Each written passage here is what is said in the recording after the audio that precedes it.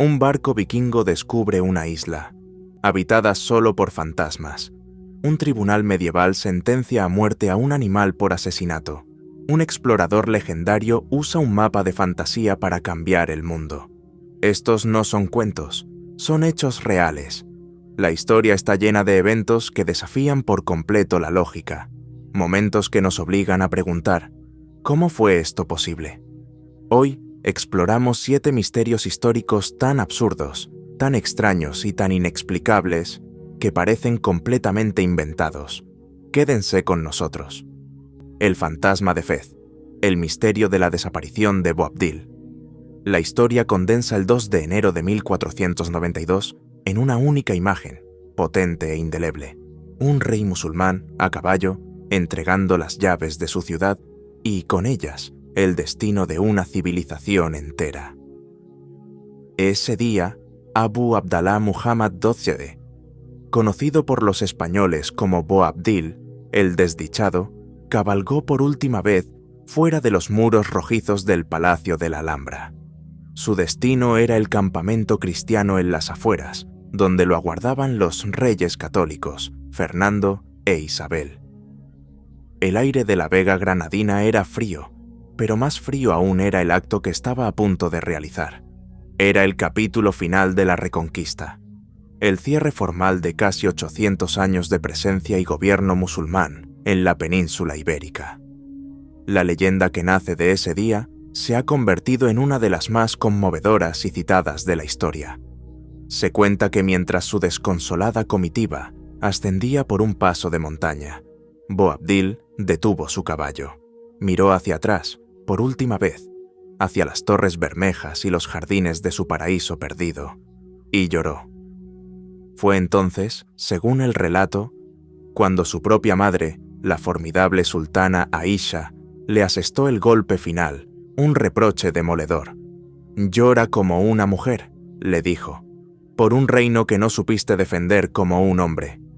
Es una frase brutal, diseñada para sellar su imagen en la historia como un líder débil, el epitafio perfecto para el fin de una era.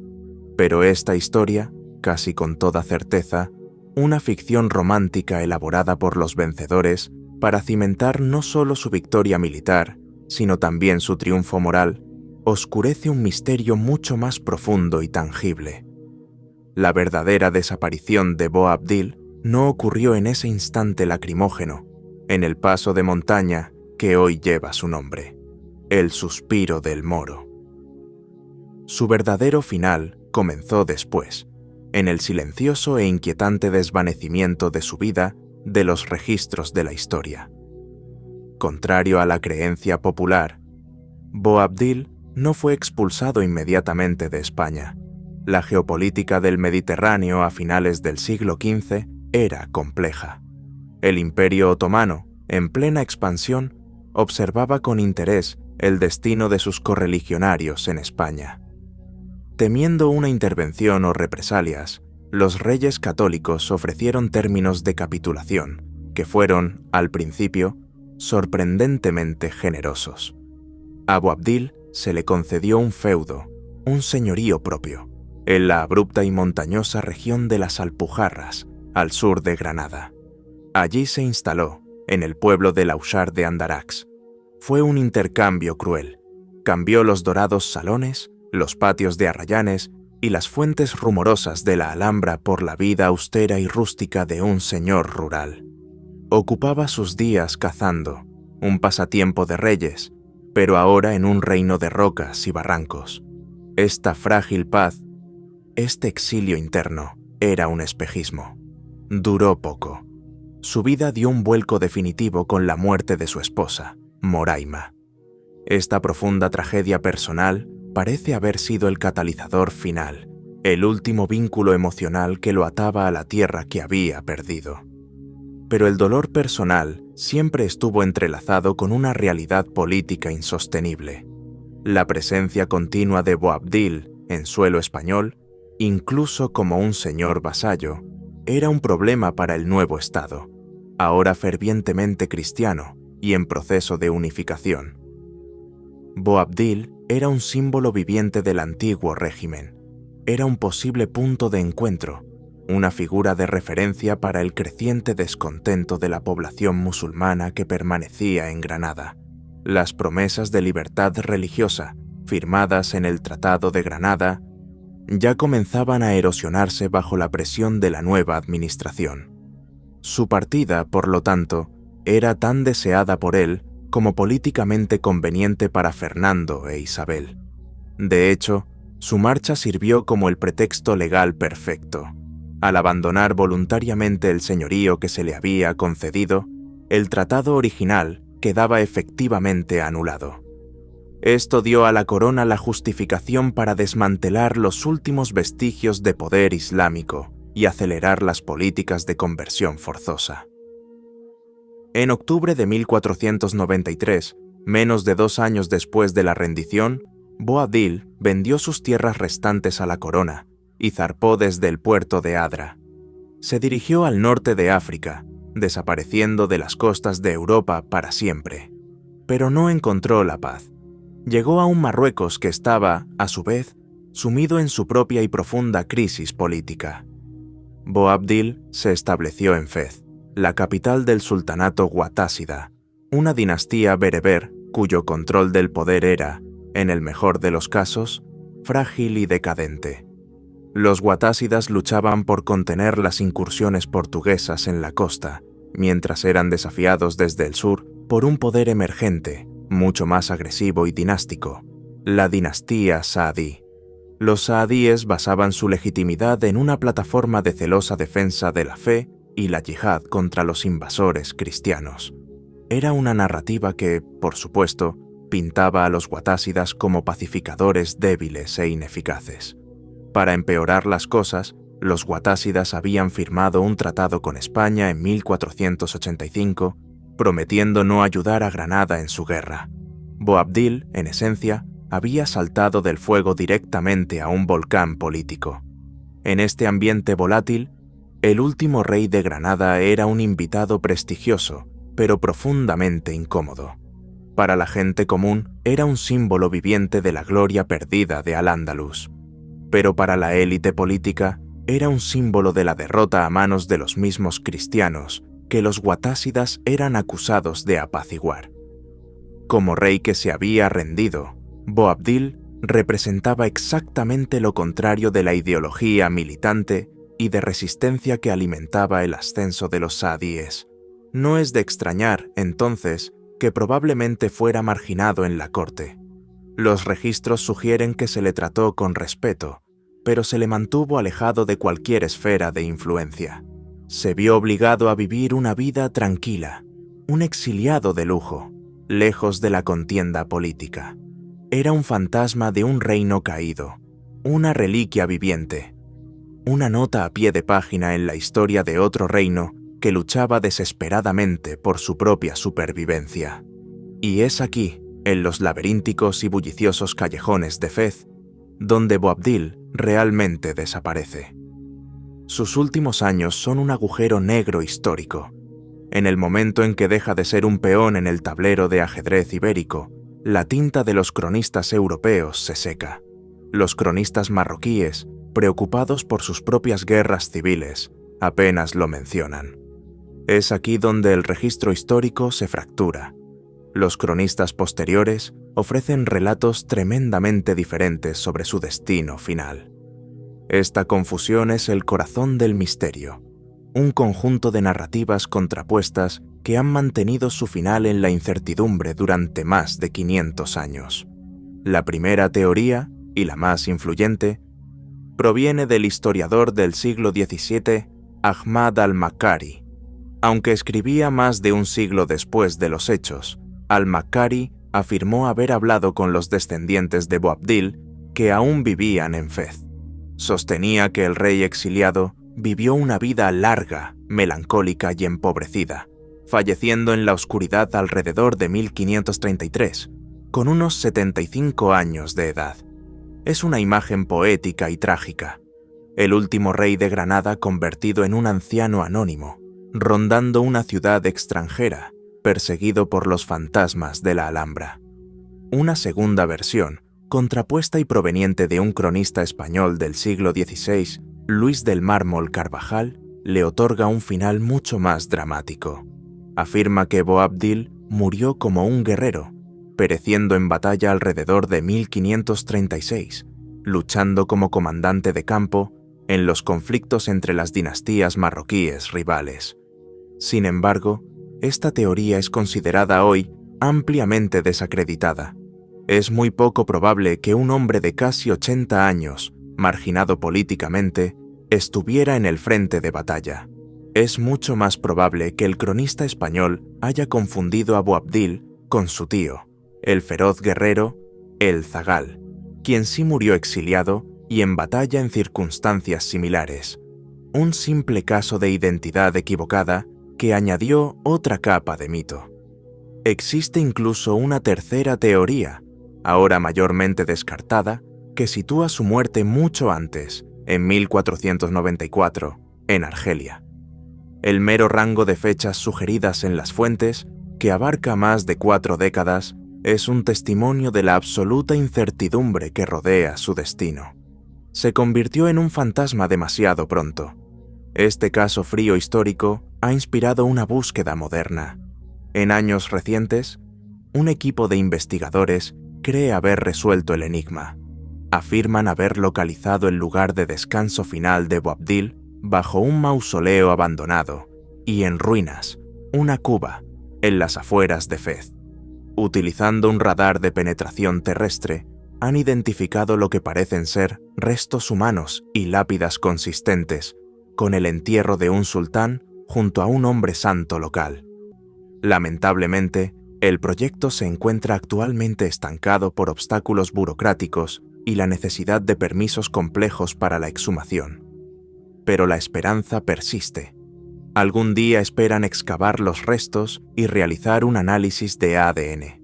Y aquí yace la ironía final de la historia de Boabdil.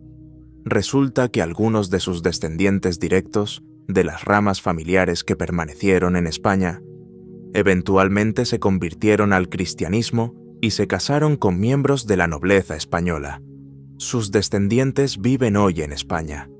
Un análisis de ADN podría, teóricamente, conectar a esta nobleza española con los restos polvorientos bajo una ruina en Fez, cerrando finalmente el círculo y demostrando que pertenecen al último rey de Granada. El misterio de Boabdil es el epílogo perfecto para su trágica vida. Fue un hombre atrapado entre 2 mundos, 2 religiones y 2 eras. Ni completamente español, ni plenamente marroquí, fue el último producto de una civilización que se desvanecía. Su vida terminó no con un estruendo, sino con un susurro, disolviéndose en las callejuelas de Fez hasta que solo quedó la leyenda del último suspiro del moro. Su verdadero final sigue siendo, hasta el día de hoy, uno de los secretos mejor guardados de la historia. El espejismo de Camelot, cómo la mesa redonda se convirtió en teatro político. En el gran salón del castillo de Winchester, Inglaterra, cuelga un artefacto colosal, un disco de madera silencioso que es un testamento de una obsesión que duró siglos. Es un tablero de mesa que mide 5,5 metros de diámetro y pesa más de 1 tonelada. Su superficie, pintada en paneles alternos de un verde profundo y un blanco cremoso, está marcada por los nombres de caballeros legendarios, inscritos en pan de oro: Lancelot, Gawain, Galahad, Perceval. En su centro florece la inconfundible rosa Tudor, roja y blanca. A primera vista, parece ser exactamente lo que pretende: la auténtica mesa redonda del rey Arturo, el centro neurálgico del mítico Camelot. Pero una inspección más cercana revela una fascinante y deliberada decepción. El rostro del rey Arturo, pintado en el lugar de honor, no es el de un oscuro líder de la Britania del siglo VII. Es, inconfundiblemente, el rostro de un monarca del siglo XVI, el rey Enrique V. Y la mesa misma, aunque decorada y exhibida durante su reinado, no fue fabricada en las brumas de la Edad Oscura. La evidencia científica moderna El análisis de la veta y los anillos de sus maderas indica que los árboles fueron talados alrededor del año 1245 durante el reinado de otro rey inglés con una fijación por el mito, Eduardo I. Este objeto, por tanto, no es una reliquia de una era mítica, es un accesorio. Es un poderoso símbolo de cuán profundamente ese mito se había entretejido en el tejido del poder del mundo real. Se erige como la encarnación física de una pregunta apremiante. ¿Por qué la leyenda del rey Arturo y su hermandad se volvió tan increíblemente potente que, durante 300 años, la élite de Europa dedicó inmensas fortunas, tiempo y esfuerzo a representarla? La respuesta yace en los festivales más espectaculares, costosos y, a menudo, peligrosos de la Edad Media, conocidos como los torneos de la mesa redonda. Fue aquí donde la fantasía literaria se convirtió en una herramienta vital y sofisticada del teatro político. Pero antes de que un solo caballero pudiera enfundarse una armadura y declararse Lancelot, la leyenda misma tuvo que ser forjada. El mito artúrico que cautivó al mundo medieval no era una antigua historia oral transmitida intacta a través de los siglos. Fue, en gran medida, una construcción literaria deliberada, erigida pieza por pieza durante más de un siglo. La construcción comenzó en serio alrededor del año 1136. Un clérigo galés llamado Geoffrey de Monmouth completó su obra, Historia de los Reyes de Bretaña. Este libro, un éxito de ventas instantáneo para los estándares medievales, transformó a Arturo de un sombrío y nebuloso caudillo de la tradición galesa a un magnífico rey conquistador, un emperador que rivalizaba con el propio Carlomagno. Geoffrey le dio a Britania una historia épica para competir con la de Roma. Una generación después, en 1155, un poeta normando llamado Wace, al traducir la obra de Geoffrey al francés, añadió el mueble más crucial de la literatura occidental, la propia mesa redonda. Según el relato de Wace, Arturo la introdujo como un ingenioso dispositivo de gestión. Su propósito era evitar las sangrientas disputas entre sus orgullosos varones sobre quién tenía precedencia y quién merecía sentarse más cerca del rey. En la rígida jerarquía de un salón feudal, donde el lugar en la mesa principal lo era todo, una mesa sin cabecera era una idea revolucionaria. En esencia, al menos en términos de óptica, los caballeros de la mesa redonda eran todos iguales entre sí. Pero la leyenda aún no estaba completa. Escritores posteriores, como el gran Chrétien de Troyes, tomaron esta corte marcial y la imbuyeron con los ideales radicalmente nuevos de la caballería y el amor cortés. Estos poetas transformaron a los caballeros de Arturo de meros guerreros brutales en buscadores espirituales y románticos. Ya no se trataba solo de conquistar territorios. Ahora se embarcaban en misiones, no solo por la gloria terrenal, sino por reliquias sagradas como el Santo Grial. Sus aventuras se convirtieron en complejas alegorías de honor, tentación, pecado y piedad. El poder de esta narrativa perfeccionada residía en su símbolo central. En una sociedad feudal definida por jerarquías rígidas e inamovibles, la forma circular de la mesa representaba la igualdad, la unidad y una camaradería que trascendía el simple juramento de vasallaje. Esta hermandad, unida no solo a un señor, sino entre sí por votos de honor y lealtad, se convirtió en el modelo supremo para las grandes órdenes de caballería, como la Orden de la Jarretera, que florecerían por toda Europa. Algunos narradores, para darle el sello final de aprobación, incluso le dieron a la mesa un origen divino. Afirmaban que el mago Merlín la había modelado inspirándose místicamente en la mesa de la Última Cena, otorgándole así una autoridad sagrada e inexpugnable. El mito estaba listo. Ahora necesitaba un escenario. Para comprender el carácter único y la importancia del torneo de la mesa redonda, Primero se debe apreciar la espectacular evolución del torneo en sí. En el transcurso de 200 años, el torneo pasó de ser un juego de guerra brutal y caótico a un deporte teatral y altamente regulado. Esta transformación creó el escenario perfecto para que la fantasía artúrica fuera representada en vivo. Los primeros torneos, que surgieron en el norte de Francia en el siglo XI, tenían poco que ver con las justas que imaginamos. Eran, esencialmente, batallas simuladas a gran escala, llamadas mêlées.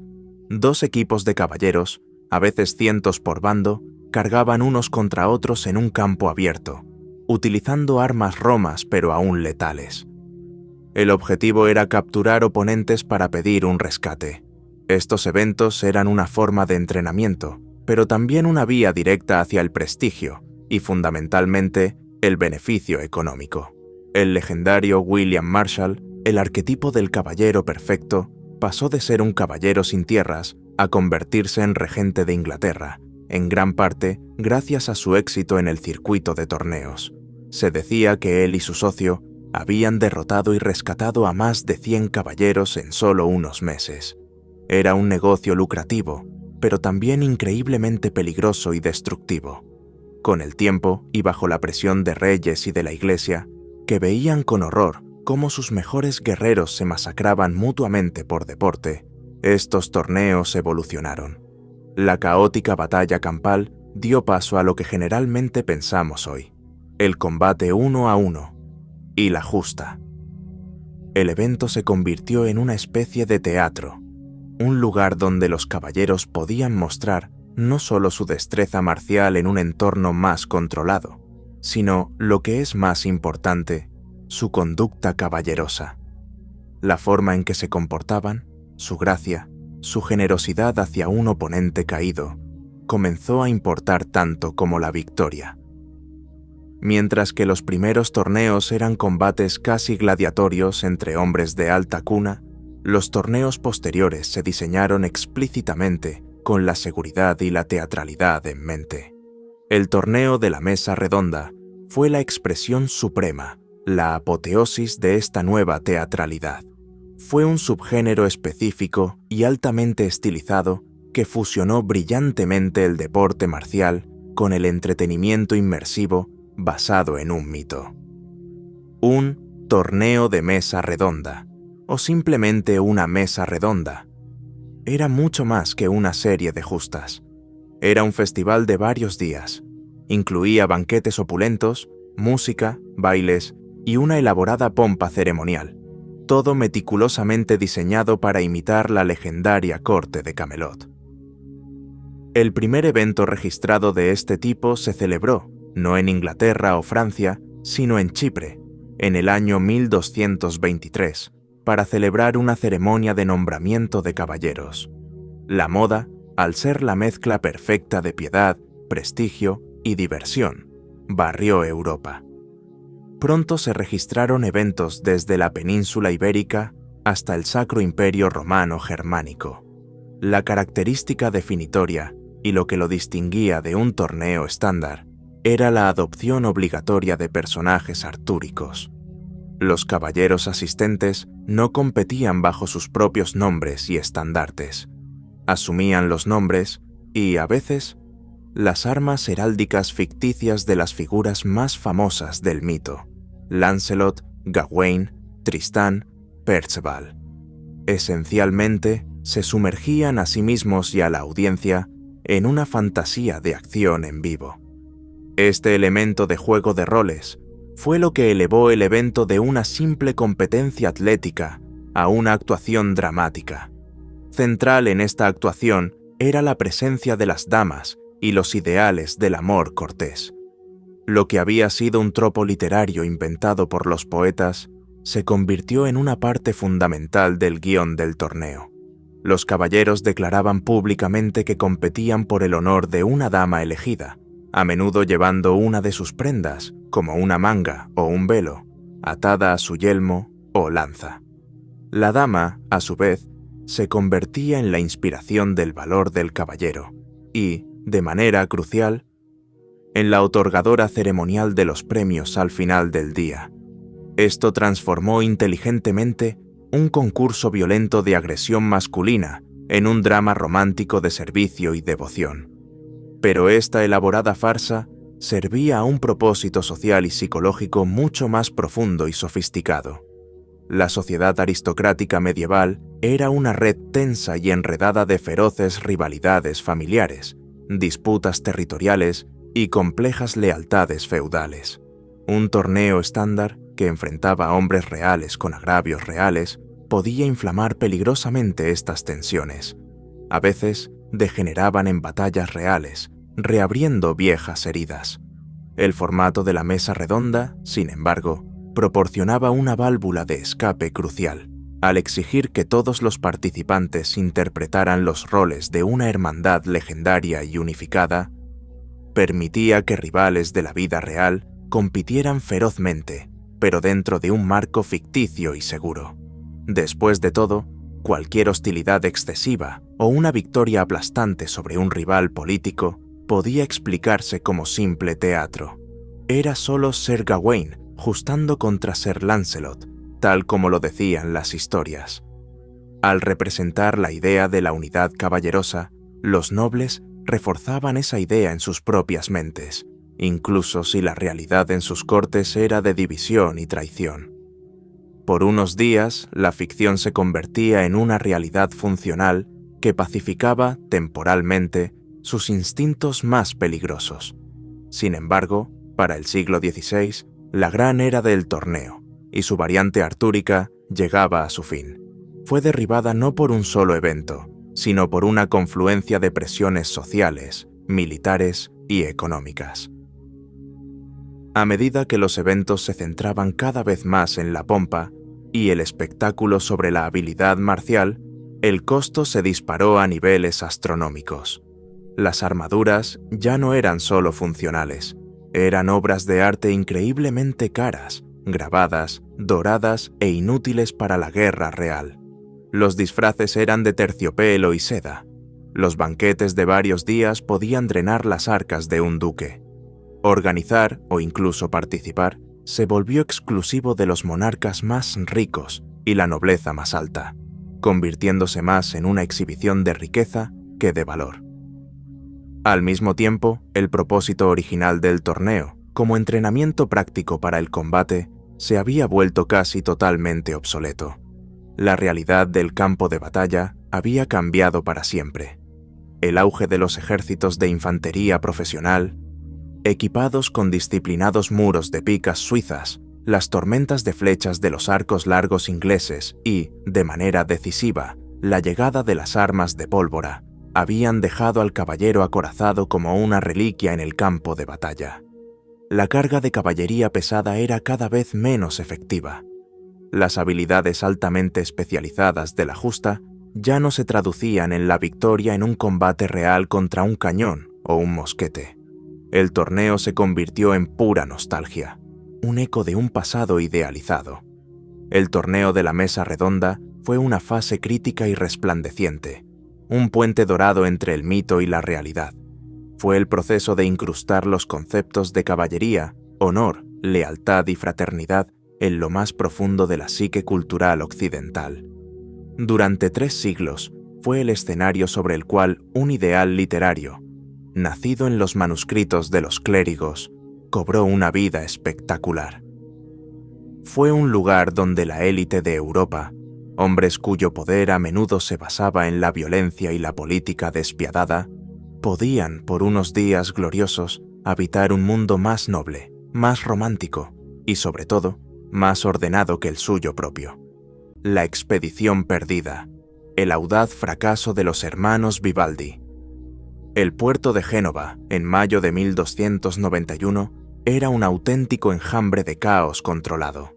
Era el corazón palpitante de una república marítima en el cénit absoluto de su poder, una ciudad cuyos mercaderes y marinos eran considerados los reyes indiscutibles de los mares. La superba, la soberbia, como se la conocía, dominaba el comercio del Mediterráneo. En medio del clamor habitual de la carga y descarga de sedas, grano y alumbre, se desarrollaba un espectáculo que atraía la mirada tanto de los curtidos marineros como de los adinerados mercaderes. 2 galeras, la Santus Antonius y la Aligrania, estaban siendo aprovisionadas. Pero no para un viaje rutinario a Alejandría o Constantinopla. Estaban siendo equipadas para un viaje de 10 años hacia lo desconocido. El cronista contemporáneo Jacopo Doria, un hombre con profundas conexiones con la élite de la ciudad, capturó perfectamente el ambiente. Recordó que todos los ojos de la ciudad, desde los plebeyos hasta la élite adinerada, estaban fijos en estas galeras y en los hombres detrás de ellas. Al timón de esta empresa demencial estaban 2 hombres que solo pueden describirse como audaces hasta la locura, los hermanos Badino y Ugolino Vivaldi. Su intención declarada era navegar más allá de las columnas de Hércules, adentrarse en el océano Atlántico y encontrar una ruta marítima directa a las Indias. Para comprender el intento de los Vivaldi de llegar al otro lado del mundo, primero hay que entender el poder de las especias, y para los comerciantes europeos del siglo XIII, la especia debía fluir, sin importar el coste. En aquella época, en Europa, productos como la pimienta, la canela, el clavo y la nuez moscada valían literalmente más que su peso en oro. No eran simples saborizantes para una dieta medieval que, de otro modo, sería insípida. Eran conservantes esenciales en una era sin refrigeración. Eran ingredientes clave en la medicina. Y, sobre todo, eran los máximos símbolos de estatus para la élite adinerada. Servir un plato abundantemente especiado era una muestra descarada de riqueza y poder. Este lucrativo comercio estaba controlado por una larguísima cadena de intermediarios. Las especias viajaban desde las Indias orientales a lo largo de antiguas rutas marítimas y terrestres. Pasaban por las manos de comerciantes árabes y, de manera crucial, de los mercaderes venecianos, los grandes rivales de Génova. Cada mano en la cadena podía aumentar el precio en un 1000% o más antes de que la mercancía llegara al puerto de Génova. Para una potencia marítima como Génova, quedar excluida de los tramos más rentables de este viaje era una fuente de constante frustración económica y política. Pero la caída de Acre, el último bastión cruzado en Tierra Santa, precisamente en 1291, convirtió esa frustración en una crisis existencial en toda regla. Con las rutas tradicionales a través del Levante, ahora, una vez más, controladas por potencias hostiles y sujetas a una prohibición papal sobre el comercio con los mamelucos, los genoveses necesitaban una alternativa, y la necesitaban rápido. El objetivo declarado de los Vivaldi, tal como lo registró Jacopo Doria, era simple en su concepción y asombroso en su audacia: navegar directamente a la fuente de las especias. Esta era una empresa comercial en su núcleo, un intento desesperado por eludir los antiguos monopolios venecianos y árabes y establecer una ruta directa controlada por Génova hacia la mayor fuente de riqueza del mundo. Este enfoque ya les había funcionado antes.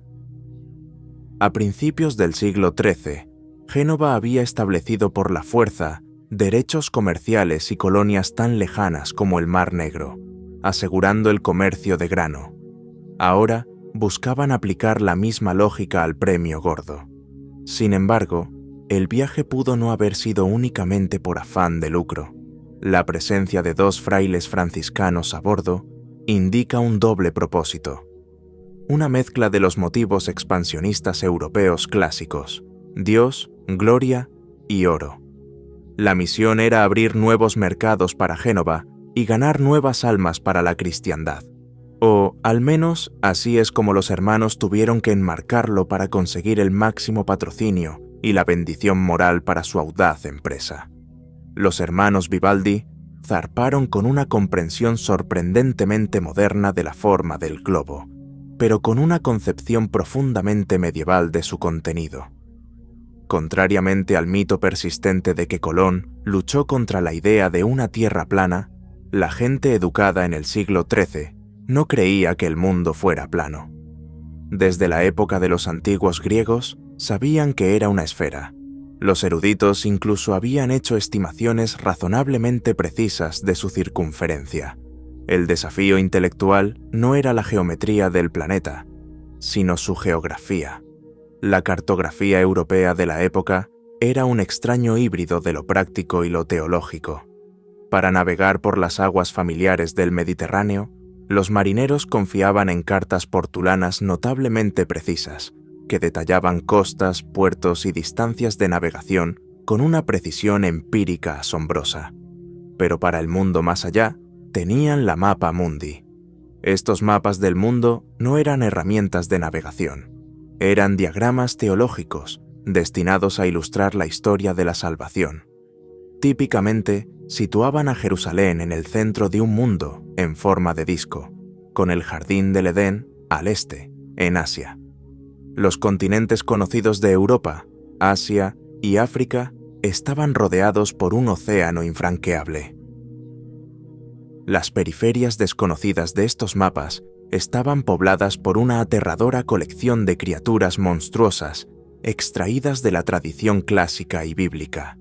Había cinocéfalos, hombres con cabeza de perro, blemias, hombres sin cabeza con rostros en el pecho, gigantes, dragones y todo tipo de criaturas que se creía firmemente que habitaban estas regiones lejanas. Estos mapas del mundo situaban reinos legendarios, como el del Preste Juan, un mítico rey cristiano que se creía gobernaba un vasto imperio en Oriente, junto a ubicaciones algo precisas de puertos en Arabia o el sur de Asia. Y como se puede imaginar, un viaje de varios años que depende de que el Preste Juan mantenga a raya a las fuerzas de los hombres, perro puede no estar del todo basado en la realidad. Esto revela una tensión fundamental en el corazón de su intento. Estaban intentando un proyecto moderno, trazar una ruta de comercio global, utilizando un conjunto de herramientas intelectuales medievales que mezclaban hechos con fe y comercio con mitología. La expedición era una empresa seria y de alto riesgo, respaldada por la cúspide de la sociedad genovesa. Los hermanos Ugolino y Badino Vivaldi no eran aventureros rebeldes, eran comerciantes y navegantes experimentados de una familia noble y rica con profundas tradiciones marineras. Su principal respaldo financiero era Tedicio Doria, miembro de una de las familias gobernantes más poderosas de Génova, y fue el sobrino de Tedicio, el cronista Jacopo Doria, quien se aseguraría de que el viaje quedara inmortalizado en los anales oficiales de la ciudad. Las dos galeras estaban tripuladas por aproximadamente 300 marineros y acompañadas por los dos frailes franciscanos mencionados. Esta fue una expedición lanzada desde el centro mismo del poder y la pericia marítima europea. A pesar de toda la pericia de su tripulación y la riqueza de sus patrocinadores, el destino de la expedición probablemente estaba sellado antes, incluso de levar anclas. El problema fatal era su tecnología. La galera del siglo XIII era el barco más avanzado del Mediterráneo, una maravilla de la ingeniería naval diseñada para su entorno específico. Era un buque largo, esbelto y de poco calado, propulsado principalmente por remos, construido para la velocidad y la maniobrabilidad en el combate costero y el comercio en aguas relativamente tranquilas. Estas mismas características la hacían desastrosamente inadecuada para el océano abierto. Estas galeras tenían un francobordo extremadamente bajo, lo que significa que sus cubiertas estaban a menos de 1,5 metros por encima del agua en sus puntos más bajos. Si bien esto estaba bien para las tranquilas olas del Mediterráneo, las hacía peligrosamente vulnerables a ser anegadas por las grandes y ondulantes marejadas del océano Atlántico. Tampoco tenían velas equipadas para lidiar con los vientos fuertes e impredecibles que se encuentran frente a la costa africana. Sin embargo, su mayor debilidad era su fuente de energía, la masiva tripulación de remeros. Una galera podía llevar hasta 150 remeros, todos los cuales, requerían vastas cantidades de comida y, lo más crítico, agua. Sin embargo, el casco estrecho del barco, diseñado para la velocidad, tenía un espacio severamente limitado para provisiones. Una galera típica solo podía llevar suministros de agua para aproximadamente una semana. Esto la obligaba a pegarse a la costa y tocar tierra casi todas las noches para descansar y reabastecerse. Este modelo operativo era simplemente insostenible para un viaje por la desolada costa del Sahara y hacia la vasta y desconocida extensión del Atlántico Sur. No había puertos, ni ríos de agua dulce, ni pueblos amigos cada noche. La tecnología que le había dado a Génova el dominio de su mar interior era precisamente la tecnología que garantizaba su fracaso en el océano más allá. La ambición de los Vivaldi había superado trágicamente las capacidades de su ingeniería. Nuestro único relato contemporáneo firme de la expedición Vivaldi proviene de los anales de Jacopo Doria. Durante siglos, su crónica solo se conoció a partir de un manuscrito incompleto, lo que llevó a algunos historiadores a dudar de que el viaje hubiera ocurrido. Pero en 1859 se descubrió una copia completa que contenía el pasaje crucial que confirmaba la historia. Hicieron una breve parada en Mallorca para contratar pilotos expertos que habían navegado en el Atlántico antes y luego pasaron por el estrecho de Gibraltar. Desde allí, navegaron hacia el sur a lo largo de la costa de Marruecos. El último punto conocido de su viaje fue un lugar que Doria llama Gozora. Probablemente no era un puerto específico, sino una región general, que probablemente correspondía a Cabo Nun. Este es un hito ubicado en el actual sur de Marruecos, que durante siglos había sido considerado un punto de no retorno, tanto para los marineros europeos como para los norteafricanos. El dicho era: quien pasa Cabo Nun, regresará o no. Después de que pasaron Gozora, Doria escribe: no se ha recibido ninguna noticia cierta de ellos. Termina su entrada con una oración simple y conmovedora que captura el momento en que los hermanos Vivaldi se salieron del borde del mundo conocido. Que Dios vele por ellos y los traiga de vuelta sanos y salvos. Los Vivaldi se desvanecieron en un vacío de información, y en ese vacío se precipitaron los rumores, la especulación y el mito. Durante más de 150 años, su historia evolucionó de un misterio contemporáneo a una leyenda fundacional de la exploración, con cada nuevo relato añadiendo otra capa de detalle fantástico. Los primeros susurros sobre su destino llegaron décadas después, impulsados por la conmovedora búsqueda del propio hijo de Ugolino, Sor Leone Vivaldi. Se cree que viajó tan lejos como Mogadiscio, en la actual Somalia, persiguiendo rumores de su padre perdido. Lamentablemente, las fuentes históricas creíbles son bastante escasas sobre lo que realmente logró en este viaje, pero su búsqueda mantuvo viva la leyenda. Alrededor de 1350, un libro de viajes semifantástico llamado El Libro del Conocimiento, escrito por un fraile español anónimo, proporcionó la primera narrativa de lo que podría haber sucedido. El autor afirma haberse enterado de que una de las galeras naufragó en el mar de Guinea, mientras que la otra navegó hasta una ciudad llamada Menum, en Etiopía. En Etiopía, la tripulación fue capturada y mantenida cautiva por un tiempo antes de ser finalmente liberada. El fraile incluso afirma haberse encontrado con el propio Sor Leone en una ciudad africana llamada Magdasaur, Mogadiscio, durante su búsqueda. Este relato, aunque geográficamente confuso y entrelazado con la popular leyenda del Preste Juan, estableció los elementos centrales del mito Vivaldi. Hubo un naufragio, una captura y luego la supervivencia en un reino africano distante. La pieza de evidencia más tentadora y la más sospechosa surgió mucho después.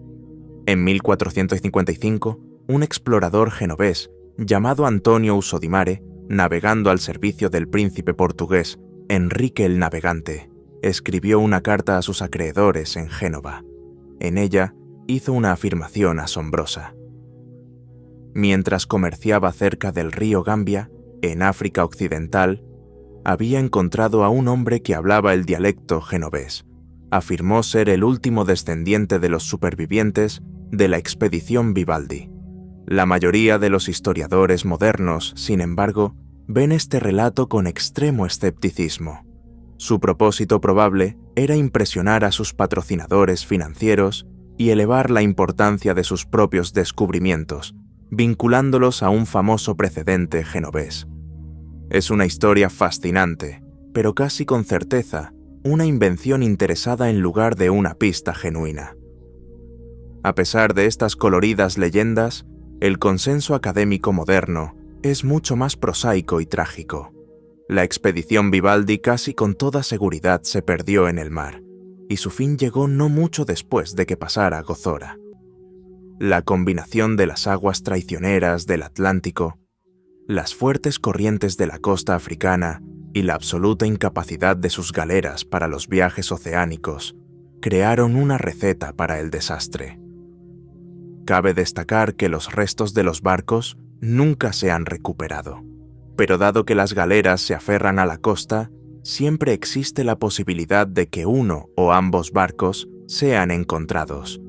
Estos barcos serían bastante fáciles de identificar, porque en última instancia fueron a donde pocas, si es que alguna, otras galeras del siglo XIII se habían aventurado.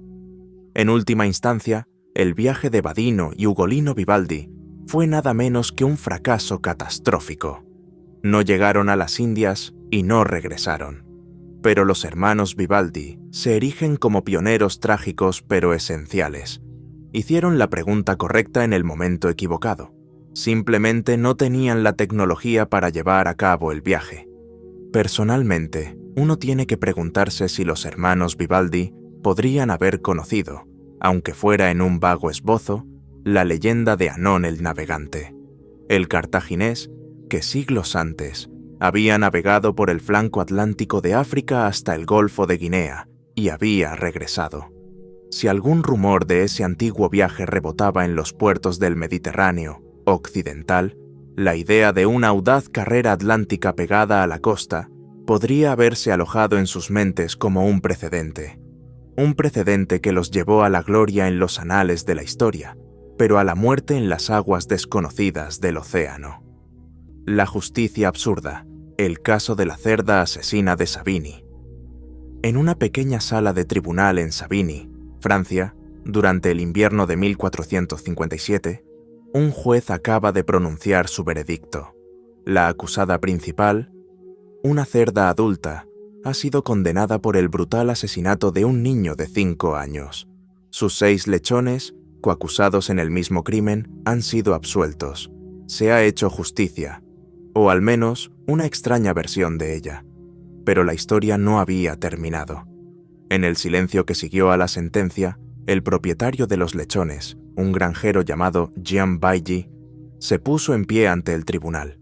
El juez le había devuelto la custodia de los 6 jóvenes animales, ahora legalmente inocentes.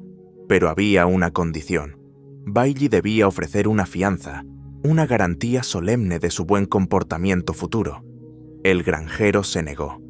En un acto que debió dejar atónita a la sala, Jean Bailly renunció formalmente a la propiedad de los lechones.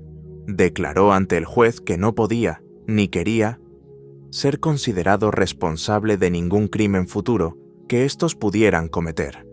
Los animales, legalmente inocentes pero ahora socialmente contaminados, fueron declarados propiedad vacante y confiscados. Fueron entregados a una noble local, la dama de Savigny, la única persona dispuesta a acogerlos y garantizar que se comportarían. Este epílogo, extraño e inquietante, es quizás el momento más revelador de todo el asunto.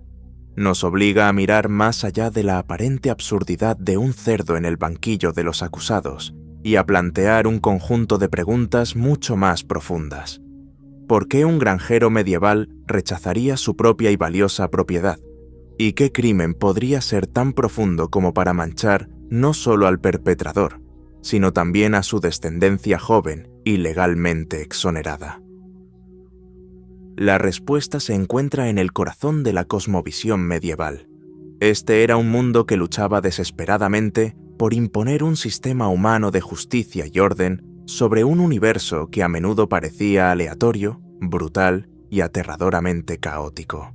El juicio de la cerda de Savigny no fue un acto de locura colectiva. Fue un intento desesperado y altamente ritualizado de encontrarle sentido a una tragedia sin sentido. Todo comenzó en diciembre de 1457. Una cerda y sus 6 lechones atacaron brutalmente a un niño de 5 años. A pesar de los mejores esfuerzos de los habitantes del pueblo por salvarlo, el niño murió. Los porcinos fueron capturados y puestos bajo custodia. En el contexto de una aldea francesa del siglo XV, este era un evento horrible, pero no del todo impensable. A diferencia de hoy, los cerdos medievales a menudo deambulaban libremente por las calles de las aldeas. Eran una fuente vital de alimento y riqueza, pero su tamaño, su temperamento a veces impredecible y su proximidad a los humanos, especialmente a los niños desatendidos, también los convertían en un peligro potencial. Lo que siguió, sin embargo, no fue un simple acto de venganza comunal. La comunidad no masacró inmediatamente a los animales infractores. En lugar de eso, recurrieron a la ley. La cerda, sus 6 lechones y su propietario, Jean Bailly, fueron formalmente arrestados y llevados a la cárcel local para esperar juicio. Un mes después, fueron llevados ante un juez local en un procedimiento que tenía todas las características formales de un caso penal humano. Los registros judiciales, que sobreviven hasta hoy, anotan la presencia de 3 abogados, 2 para la acusación y, notablemente, uno que parece haber sido designado por el Tribunal para la Defensa de los Cerdos. Se convocó a 9 testigos para que prestaran declaración sobre lo sucedido. Bajo juramento, los testigos establecieron que la cerda adulta fue la clara agresora y la, por así decirlo, cabecilla del ataque. El papel de sus lechones, sin embargo, era mucho más ambiguo. Aunque fueron encontrados cubiertos de sangre, nadie había visto realmente que participaran en acciones hostiles directas. Se les había oído chillar ruidosamente durante el ataque, pero nadie podía interpretar con certeza qué significaban esos ruidos. ¿Eran un intento de incitar a su madre en el asalto? ¿O tal vez una expresión de pánico o incluso de intento de detenerla? Este detalle se convirtió en el quid del caso. Después de escuchar los testimonios y consultar con expertos en el derecho consuetudinario local, el juez emitió un veredicto dividido que hoy nos parece surrealista. La cerda fue declarada culpable de asesinato. Fue sentenciada a ser colgada de un árbol de horca por las patas traseras, una forma de ejecución consuetudinaria para tales crímenes en la región de Borgoña. Sus lechones, sin embargo, fueron absueltos, y el razonamiento que dio el tribunal suena sorprendentemente moderno. La corte citó su corta edad, la influencia corruptora de su madre convicta y de mal comportamiento, y, de manera crucial, la falta de pruebas directas que demostraran su participación activa como factores atenuantes. El tribunal incluso reconoció la posibilidad de que los ruidos hechos por los lechones pudieran haber sido, de hecho, una expresión de simpatía por el niño humano. Este veredicto matizado revela el verdadero propósito del juicio. Si el objetivo hubiera sido la simple retribución o la catarsis de la aldea, los 7 cerdos habrían sido condenados. En cambio, el tribunal estaba utilizando las sofisticadas herramientas intelectuales de la jurisprudencia para analizar grados de culpabilidad, exactamente de la misma manera que lo haría con los seres humanos.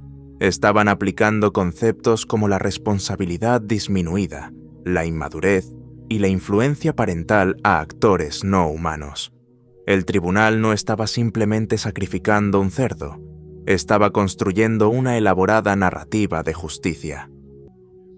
El caso de Savini fue un episodio surrealista, pero estaba lejos de ser único. Durante siglos, aproximadamente desde el siglo XIII hasta el XVIII, los juicios a animales fueron una característica notablemente común, aunque extraña, de la justicia europea. Estos procedimientos, sin embargo, no eran monolíticos. Operaban dentro de un sistema estructurado, dividido entre dos ámbitos legales distintos, el secular y el eclesiástico. Los tribunales seculares, como el de Savini, tenían jurisdicción sobre animales domésticos individuales, cerdos, toros, caballos, burros. Estas criaturas vivían junto a los humanos, se las consideraba parte de la comunidad doméstica y, por lo tanto, sujetas a sus leyes y castigos.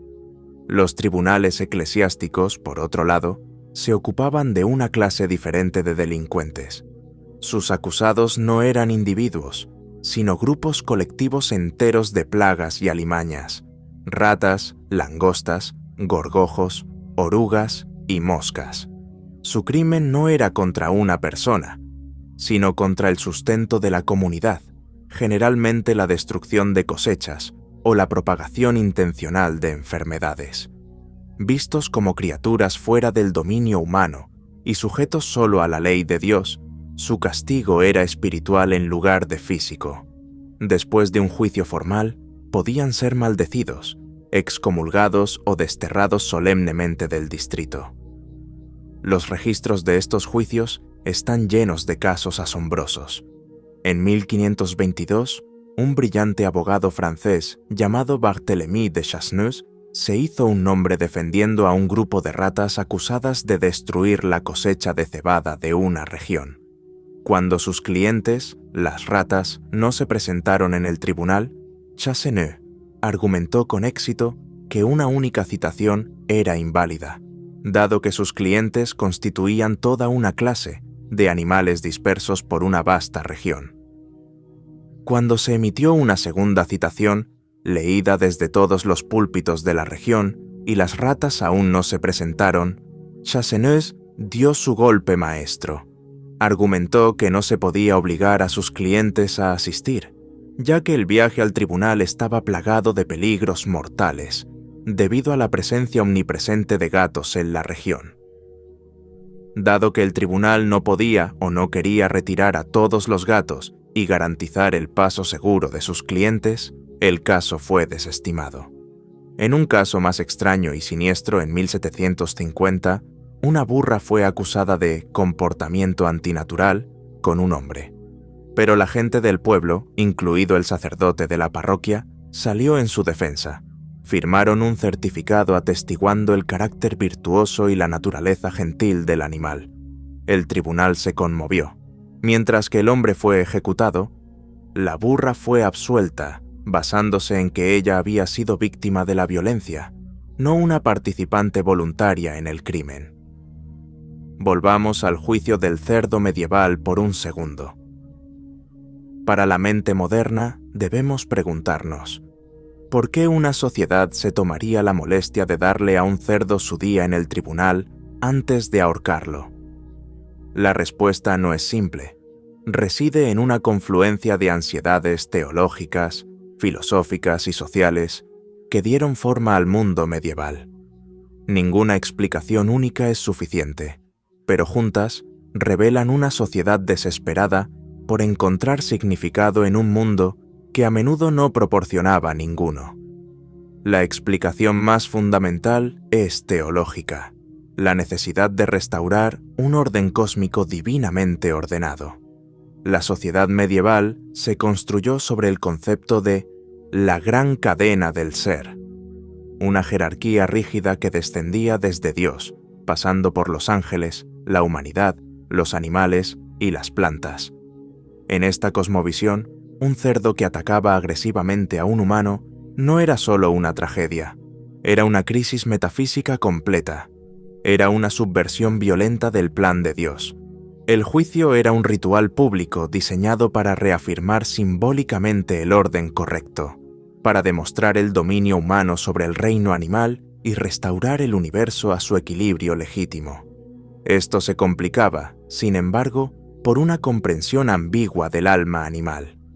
Basándose en Aristóteles, teólogos como Tomás de Aquino argumentaban que los animales poseían un alma sensible para el instinto, pero carecían del alma racional que daba a los humanos la culpabilidad moral.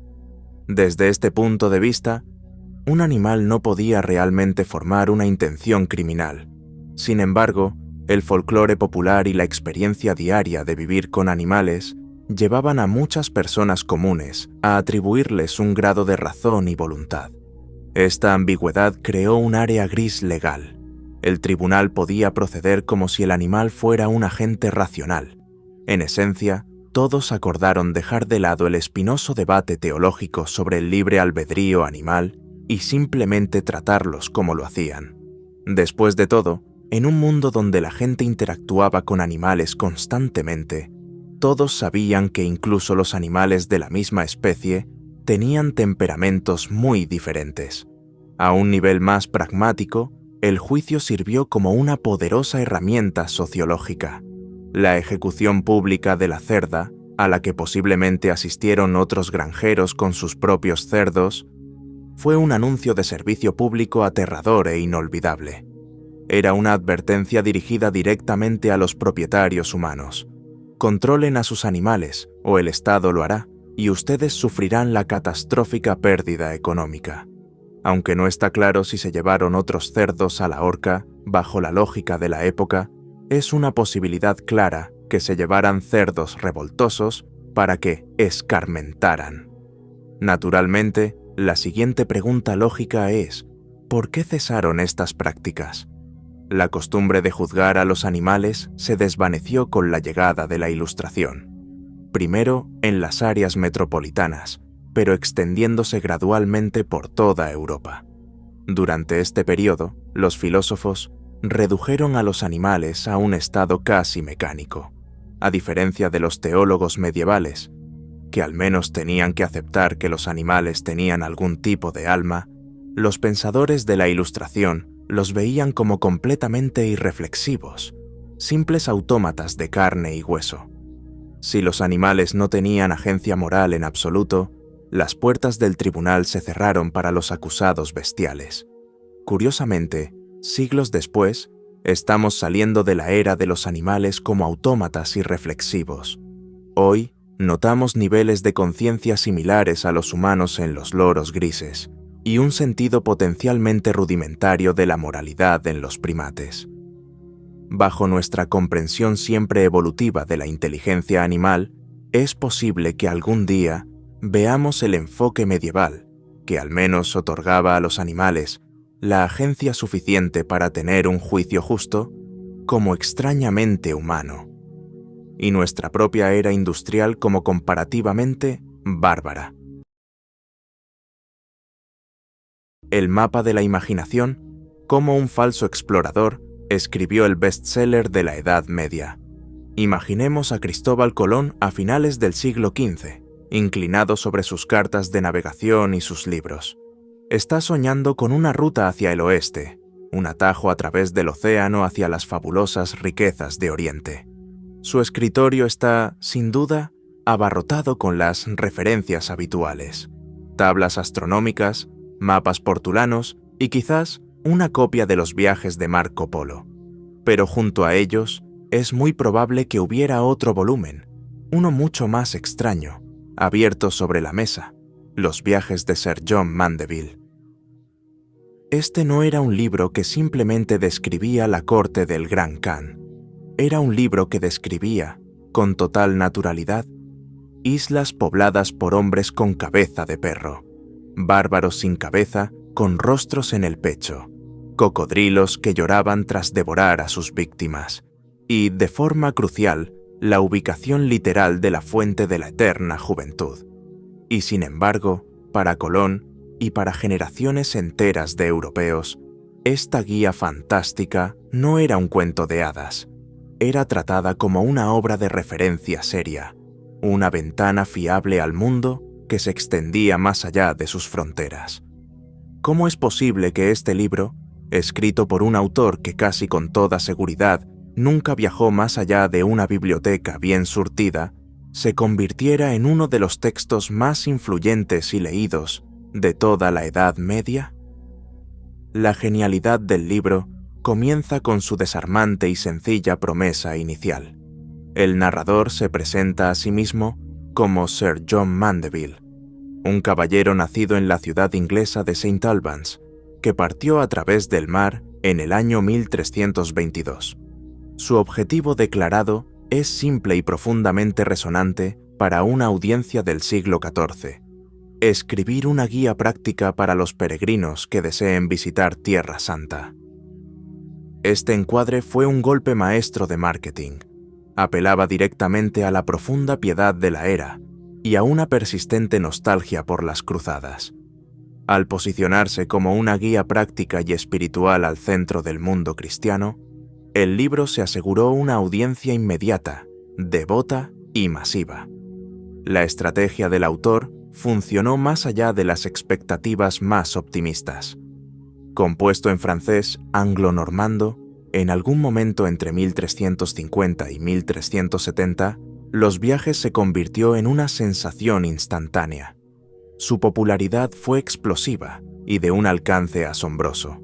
En unas pocas décadas, fue traducido de su francés original a casi todas las lenguas europeas importantes. Las traducciones más populares fueron al inglés, latín, alemán, italiano y español. Para un texto secular, en una era anterior a la imprenta de Gutenberg, su difusión fue algo sin precedentes. Hoy en día sobreviven alrededor de 300 manuscritos, un número que empequeñece los restos de muchas otras obras medievales y que atestigua su inmensa penetración cultural y su enorme número de lectores. Una razón clave para este éxito fenomenal fue la capacidad del libro para satisfacer un profundo anhelo espiritual. El viaje a Jerusalén era la ambición de toda una vida para muchos cristianos medievales, pero también era una empresa peligrosa, ardua y prohibitivamente cara que muy pocos podían intentar. Los viajes ofrecía una poderosa alternativa, una peregrinación mental. Los lectores, desde la comodidad y seguridad de sus hogares, podían imaginar que estaban viendo todos los lugares sagrados de los que habían oído hablar en la iglesia, siguiendo los pasos de Sir John. Pero el atractivo del libro iba mucho más allá de lo puramente devocional. Se presentaba como una enciclopedia completa y actualizada del mundo conocido. Era una magnífica pieza de ciencia popular, hábilmente disfrazada de una aventura personal. La narrativa combina a la perfección la guía del peregrino con un tratado geográfico y cosmológico más amplio. Mandeville ofrece un relato claro e inteligente sobre la redondez de la Tierra, un hecho que, contrariamente a la creencia popular moderna, era bien conocido por las personas educadas de la época. Sin embargo, Mandeville iba un paso más allá y afirmaba con confianza que era perfectamente posible circunnavegar el globo, una idea que seguía siendo radical incluso para una audiencia muy instruida. La narrativa se divide a grandes rasgos en dos partes, y esta estructura es la clave de su engaño. La primera mitad es un relato relativamente sobrio y creíble del viaje a través de Europa hasta Constantinopla, Chipre, Egipto y finalmente Tierra Santa. Esta sección sigue itinerarios de peregrinación reconocibles y está llena del tipo de detalles que un lector contemporáneo esperaría. El autor describe reliquias cristianas con la debida reverencia, como la corona de espinas y fragmentos de la verdadera cruz. Proporciona información aparentemente práctica sobre la corte del sultán en Egipto. Al apoyarse fuertemente en detalles específicos y aparentemente verificables, el autor establece meticulosamente su personaje. Se presenta como un viajero experimentado, piadoso y, sobre todo, digno de confianza. Después de todo, había personas entre su público que habían realizado legítimamente estas peregrinaciones más cortas, y para ellas el relato de Mandeville cuadraba perfectamente. Esta primera parte funcionaba para arrullar al lector, para llevarlo a un estado de comodidad y suspensión de la incredulidad. Construía una base sólida de credibilidad de la que dependería el resto de la narrativa. Habiéndose ganado la confianza total del lector, el autor comienza a girar. La transición al mundo de las maravillas es magistralmente gradual. No es un salto repentino a la fantasía. Es, más bien, como si la presa de madera de la credibilidad fuera picoteada lentamente por pájaros carpinteros de desconfianza, hasta que la estructura cede. A medida que el viaje del narrador se mueve más allá de la relativamente bien documentada Tierra Santa, hacia las tierras más remotas de Oriente, las maravillas y los encuentros se vuelven progresivamente más pronunciados. En la segunda mitad del libro, la narrativa abandona con confianza las limitaciones de la guía del peregrino y florece en una enciclopedia completa de lo maravilloso. Aquí es donde Mandeville se aventura en las tierras de la leyenda.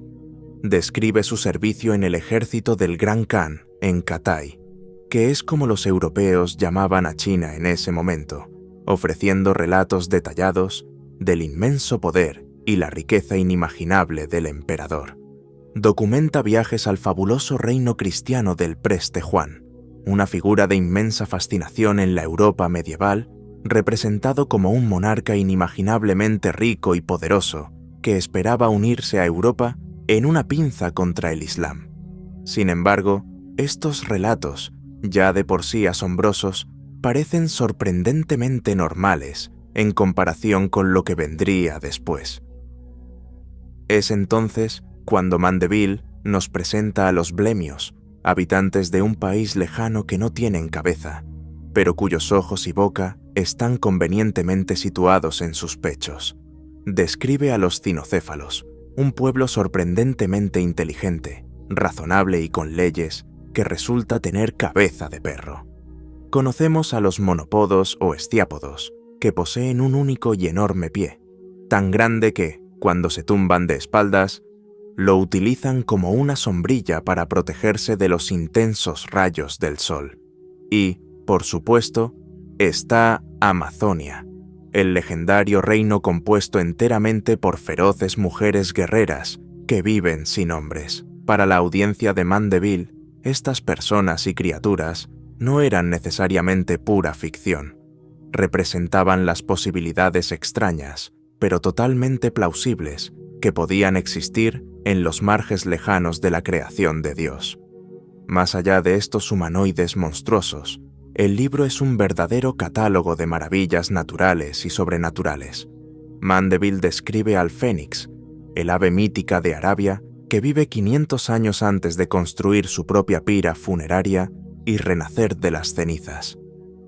Afirmaba que en ciertas regiones la gente vive dentro de las cáscaras de criaturas gigantes parecidas a caracoles, en un estado de cómoda armonía con la naturaleza. Relata la leyenda del cordero vegetal de Tartaria, una planta maravillosa que, en lugar de fruta, produce un cordero vivo en su extremo, de cuya lana se produce algodón. Y, en el colmo de la audacia, afirma haber visitado personalmente y bebido de la fuente de la eterna juventud, que, según él, localizó en algún lugar de la región de Indochina. Para un lector medieval, estos monstruos eran mucho más que simples fuentes de entretenimiento u horror. Pertenecían a una visión del mundo donde el mundo material era visto como un texto escrito por Dios. Cada criatura, cada planta, cada piedra, estaba imbuida de un significado simbólico y moral. Quizás el ser metafórico más obvio era el fénix. Para un medieval, esta criatura no era solo un pájaro extraño. Era un símbolo claro y evidente de la resurrección de Jesucristo. Una persona medieval podía citar la obra de John Mandeville y decir: ahí está la prueba del fénix, una criatura que claramente afirma nuestra fe en el orden divino. Los monstruos representaban los límites del mundo conocido y la creatividad aparentemente infinita de lo divino. A menudo servían como alegorías de los pecados humanos, o, por el contrario, como ejemplos de virtud inesperada. El tratamiento que Mandeville da a estas criaturas es a menudo sorprendentemente complejo y ambiguo. Por ejemplo, los hombres con cabeza de perro no son retratados como bestias salvajes, sino como seres racionales y amables. Sirven para enseñar al lector que no tiene derecho a juzgar las creaciones de Dios. En pocas palabras, si el Creador quiere crear a una persona perro racional y bondadosa, no es tu lugar cuestionarlo.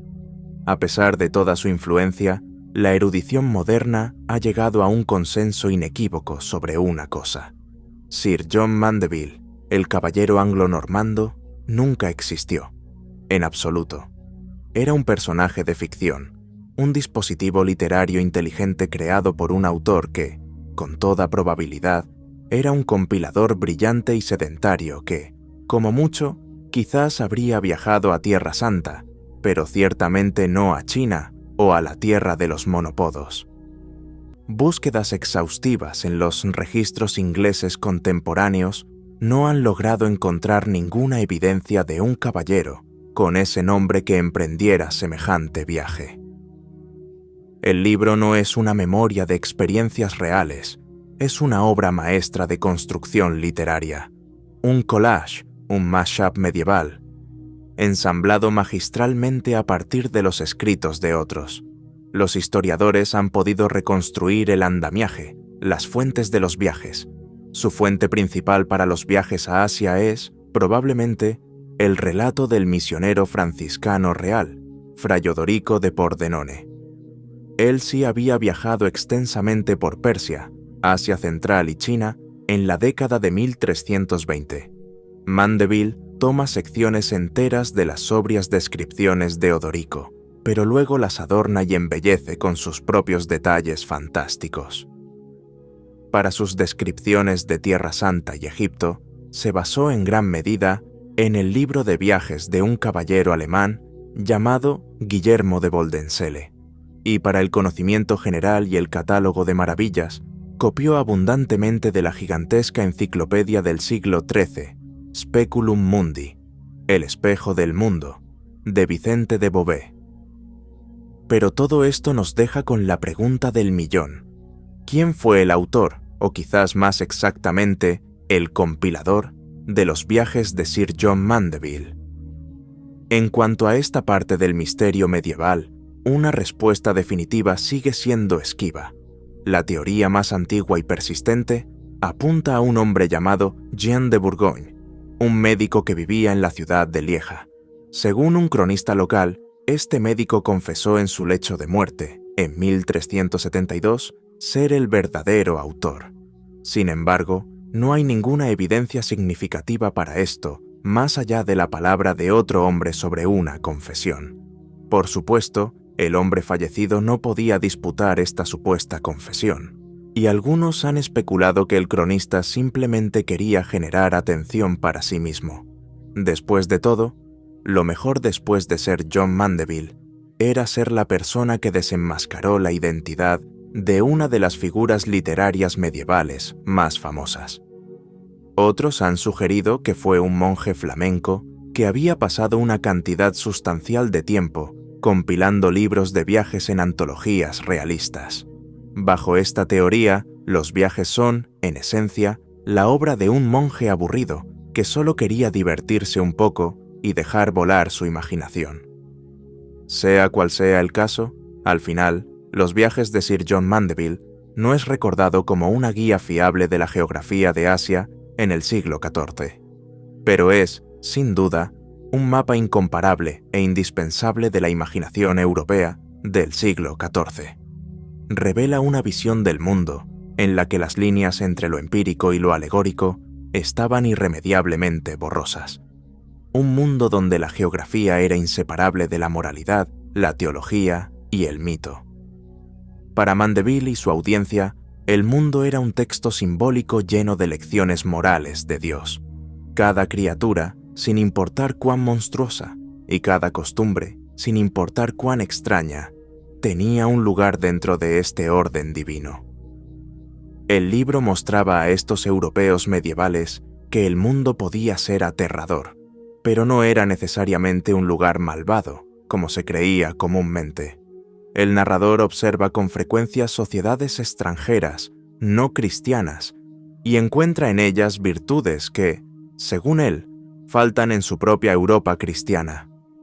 Mandeville presenta, en última instancia, un mundo para sentirse bien, de increíble diversidad, pero uno en el que todas las personas, independientemente de sus costumbres o apariencia, son en última instancia humanas y parte de la creación de Dios. Por supuesto, este mapa imaginario tuvo un impacto muy real en el mundo físico. Volviendo a Colón por un segundo, podemos ver cómo las ondas de este extraño libro medieval ayudaron, de hecho, a allanar el camino para la era de los descubrimientos. El califa evaporado, el misterio del soberano que desapareció en la noche del 13 de febrero de 1021, el hombre más poderoso y temido del imperio fatimí, el califa al-Hakim bi-Amr Allah, se preparó para su ritual nocturno. A los 35 años, era el amo de un vasto territorio que se extendía desde el norte de África hasta Siria, gobernando desde su resplandeciente capital, El Cairo. Pero al-Hakim era un hombre de profundas contradicciones.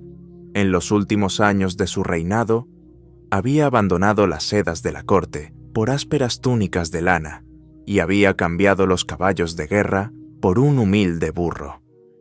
Sus solitarias excursiones a las colinas de Muqattam, a las afueras de la ciudad, eran una rutina, un tiempo para la meditación y el retiro del mundo. Esa noche, cabalgó desde las puertas del sur en su burro favorito, Qamar, acompañado solo por 2 sirvientes. Tras un breve encuentro con unos beduinos, al-Hakim despachó a sus asistentes uno por uno, ordenándoles regresar. Completamente solo, se adentró en la oscuridad de las colinas, y nunca más fue visto. Durante unos días, su ausencia no causó alarma. El califa solía desaparecer. Pero a medida que los días se convirtieron en una semana, el pánico se instaló. Un grupo de búsqueda masivo fue enviado a rastrear sus pasos. Cerca de un monasterio en la colina, encontraron a su burro, Qamar. Sus patas delanteras habían sido salvajemente acuchilladas, dejándolo incapaz de moverse. Los rastreadores siguieron huellas que los llevaron a un pequeño estanque. Allí encontraron las ropas de al-Hakim. La túnica estaba perforada por múltiples puñaladas, pero, extrañamente, no tenía ni una gota de sangre. Y lo más desconcertante de todo, los botones de la prenda seguían prolijamente abrochados. Del cuerpo del califa no había ni rastro. La escena del crimen era un rompecabezas. Violencia brutal contra el burro y las ropas, pero una extraña falta de sangre y un orden imposible en los botones. Para entender el misterio de su final, hay que entender el enigma de su vida. Al-Hakim, conocido en su propio tiempo como el Califa Loco, era tan brillante como tiránico. Fundó la Casa de la Sabiduría de El Cairo, un vasto centro de ciencia y astronomía. Sin embargo, también emitió una serie de edictos demenciales, prohibió una sopa popular, ordenó que todos los perros de El Cairo fueran sacrificados para que dejaran de ladrar y persiguió brutalmente a cristianos, judíos y musulmanes sunitas por igual. Incluso ordenó la destrucción de la iglesia del Santo Sepulcro en Jerusalén, un acto que conmocionó tanto al mundo cristiano como al islámico. También ejecutaba a sus propios consejeros y generales por las más leves sospechas. En resumen, al-Hakim había creado una lista interminable de enemigos poderosos, aunque la falta de un cuerpo ha dado lugar a teorías fantásticas, como una abdicación voluntaria para vivir como un ermitaño. El consenso histórico se inclina hacia una conclusión mucho más oscura: un golpe de palacio perfectamente orquestado. Y en el centro de esta trama se encontraba la única persona en el imperio quizás tan formidable como el propio califa, su media hermana mayor, la princesa Sitt al-Mulk.